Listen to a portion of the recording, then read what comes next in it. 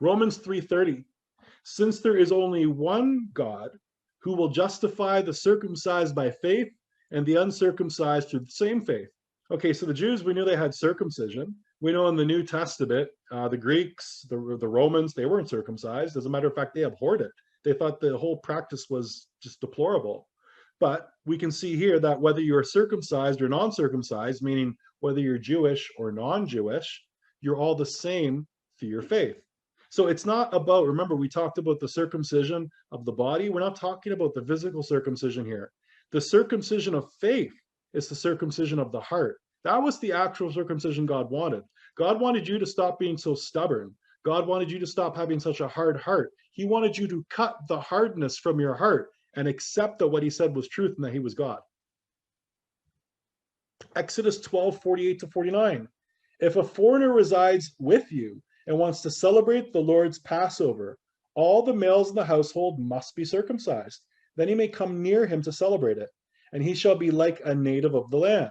But no uncircumcised man may eat of it.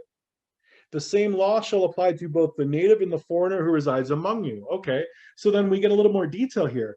It wasn't just the foreigners that could come and celebrate the Passover, and it wasn't just the foreigners who had to celebrate the Passover in the exact same way that the Jews did. We found that they also had to be circumcised men.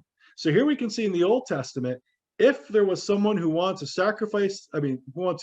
practice the Passover like a Jew, they had to be circumcised and they had to keep all the laws and do everything the same way that the Jews did.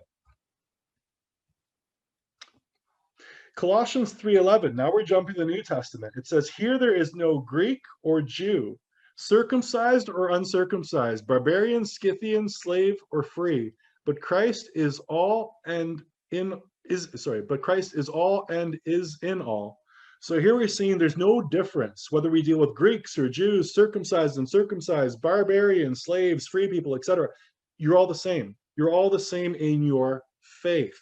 So what we're noticing here is there's a discrepancy. We see a change in the Old Testament from the New Testament in regards to what circumcision is. In the Old Testament, you were not eating that Passover meal unless you were circumcised and you kept it like the Jews did while you lived amongst them. In the New Testament, we see that the circumcision of the flesh is not as important anymore. 1 Corinthians helps us out.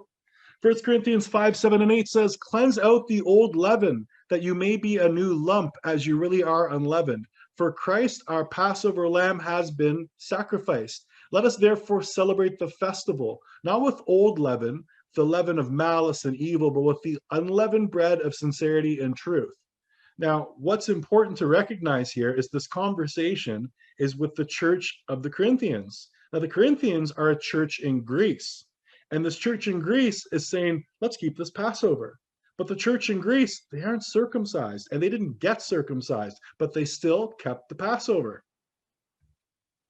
Romans 2:27-29.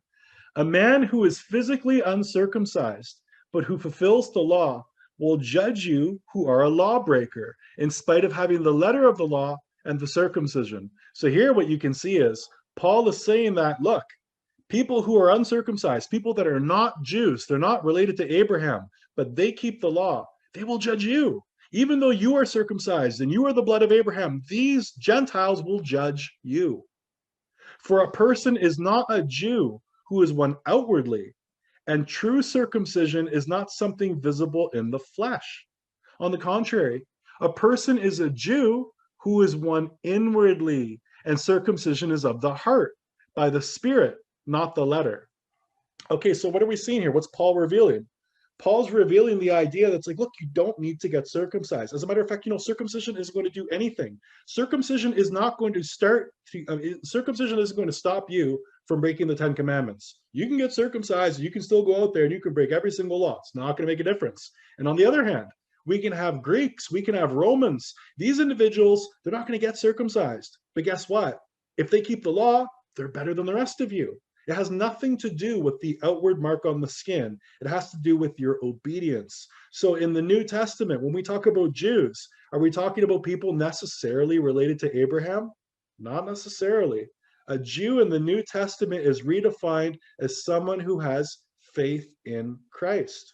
Grace by faith, right? Faith in Christ. That's the circumcision of the heart. This is why the Corinthians were allowed to have the Passover. This is why the Gentiles are allowed to have the Passover. It's not the fact that today, in 2020, we need to go and get circumcised for men for us to eat the Passover feast. That's not true. No, we have to have faith in Christ, perhaps a baptism. We follow him as a disciple. Now you've been circumcised. You've been circumcised of the heart. You are now a spiritual Jew. Some of you might have heard the idea of Jews for Jesus. Well, it's true because, of course, if you're a Gentile that accepts Christ, the Bible refers to you as a spiritual Jew.